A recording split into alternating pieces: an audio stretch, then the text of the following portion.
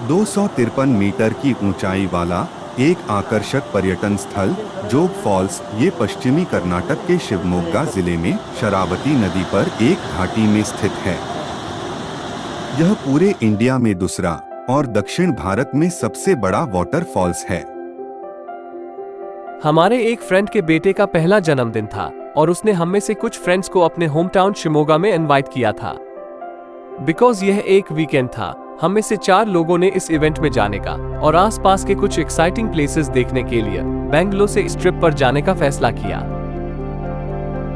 चूंकि यह मानसून का सीजन था, वेदर बहुत एक्साइटिंग था और हमें हर जगह बस ग्रीनरी दिखाई दे रही थी। हम खूब मजा कर रहे थे, रोड्स भी खूबसूरत थी और हम बारी बारी से गाड़ी चला रहे थे। शिमोगा बैंगलोर से अप्रोक्सीमेटली 300 किलोमीटर दूर है। इवेंट की पिछली सुबह हम अपने फ्रेंड की कार में बैंगलोर से निकले। बैंगलोर के आउटस्कर्ट्स में ब्रेकफास्ट किया और दोपहर में शिमोगा पहुंचे, जहां हमने दोपहर का लंच किया।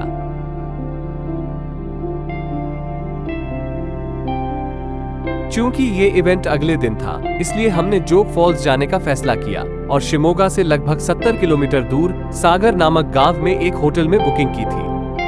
सागर से जोग फॉल्स अप्रॉक्स 30 किलोमीटर दूर है और वहां पहुंचने में मॉनसून और घाट सेक्शन होने से लगभग 1 आवर लगता है।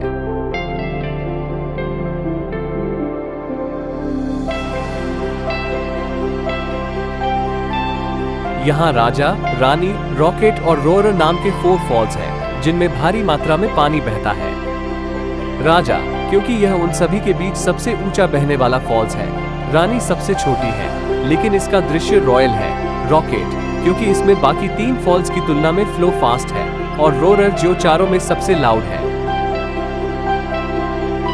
आप इन 4 वाटरफॉल्स को अलग अलग साइड से देख सकते हैं। अगर आप पहली बार इस लोकेशन पर जा रहे हैं, तो आप अप्रोक्सीमेटली 500 रुपए में एक लोकल गाइड का हायर कर सकते हैं। ये गाइड्स आपको अलग अलग साइड से ये फॉल्स दिखाएंगे। आप इन गाइडों को फॉल्स के पास में पा सकते हैं। पास में एक छोटा सा डैम भी है जहां आप जा सकते हैं।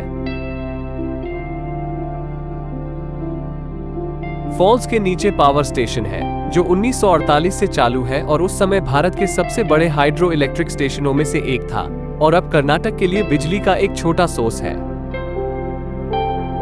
जोग फॉल्स के साइड में गवर्नमेंट होटल भी है, जो आप बुक कर सकता है। जोग फॉल्स के आसपास की जगह हरे भरे जंगल से ढकी हुई है। पहाड़ी के नीचे तक पहुंचने के लिए टूरिज्म डिपार्टमेंट ने लगभग 1400 सीढ़ियां बनाई हैं।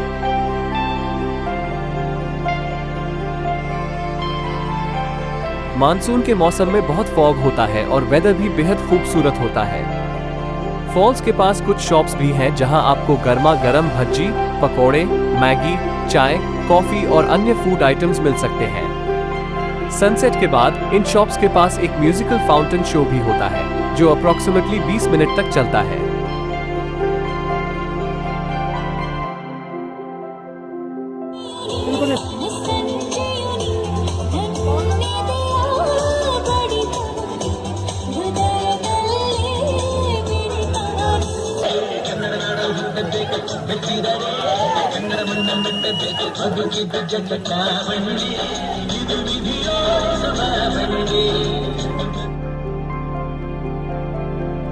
दिन भर खूब मौज मस्ती करने के बाद हम देर रात होटल पहुंचे, खाना खाया और सो गए।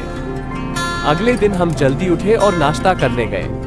बर्थडे इवेंट आफ्टरनून में था, इसलिए हमने जनरली होटल मैनेजर से पूछा कि क्या आसपास घूमने के लिए कोई और जगह है, और उन्होंने निपली फॉल्स के बारे में बताया। निपली फॉल्स कर्नाटक के शिवमोग्गा जिले में सागर और जोगा के नॉर्थ में सिद्धारपुर जाने की रोड पे है। निपली फॉल्स जोग फॉल्स की तरह एक लंबा फॉल्स नहीं है, लेकिन इजी एक्सेस, रॉक्स के ऊपर long wide beds of water जिन पर हम चल सकते हैं, और एक छोटा फॉल्स जो आनंद लेने और डुबकी लगाने के लिए काफी अच्छा है। इन सब के कारण ये लोकेशन घूमने के लिए एक शानदार जगह है।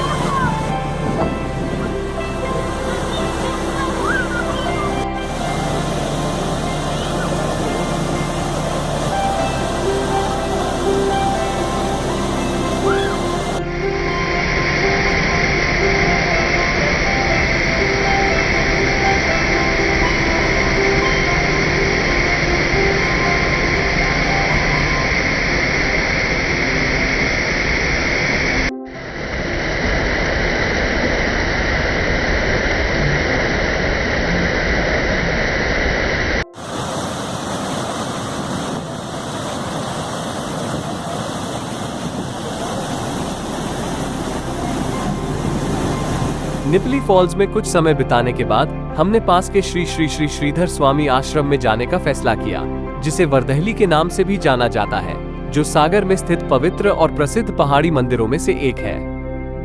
ये तीर्थ सागर से 6 किलोमीटर और शिमोगा से 72 किलोमीटर दूर है।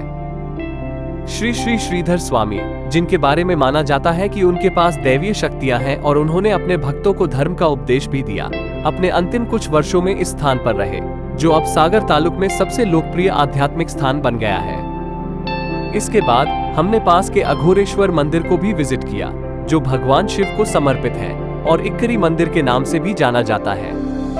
16वीं सेंचुरी का ग्रेनाइट पत्थर से निर्मित यह मंदिर का आर्किटेक्चर विजयनगर और द्रविडियन स्टाइल्स का है। इन सभी खूबसूरत जगहों को देखने के बाद हम शिमोगा के लिए रवाना हुए, एक शानदार जन्मदिन की पार्टी की, कुछ समय बिताया और बेंगलुरु की ओर निकल पड़े। रास्ते में हम चिकमगलूर जिले के तारिकेरे शहर से 8 किलोमीटर की दूरी पर स्थित अमृतेश्वर मंदिर में रुके। ऐसा माना जाता है कि इस मंदिर का निर्माण होयसल काल के दौरान हुआ था। मंदिर के आसपास का क्षेत्र बड़ा है। चूंकि पहले ही देर हो चुकी थी और रास्ते में भारी बारिश हो रही थी, हम जल्दी से बेंगलुरु की ओर निकल पड़े और देर रात पहुंचे। ये दोस्तों के साथ बिताया गया एक मजेदार वीकेंड था, जहां हमने कई अच्छी जगहें देखी और कुछ यादें बनाई। अगर आपको वीडियो पसंद आया तो लाइक, शेयर और सब्सक्राइब करें।